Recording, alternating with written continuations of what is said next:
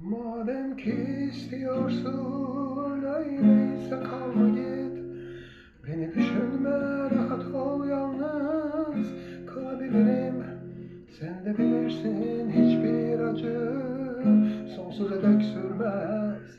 Hatta her an yeniden sevebilirim. Olmazdı ben de biliyorum, haklısın, haydi git. Korkma, seninle gerçekten dost olabilirim.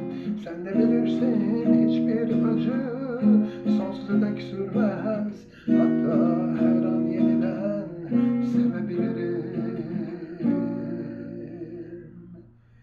Git, git, gitme, dur ne olursun.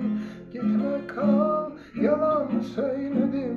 Doğru değil ayrılığı, daha hiç hazır değilim. Aramızda yaşanacak yarım kalan şeyler var. Gitme, dur, daha şimdi ben deliler gibi özledim. Gitme, dur ne olursun.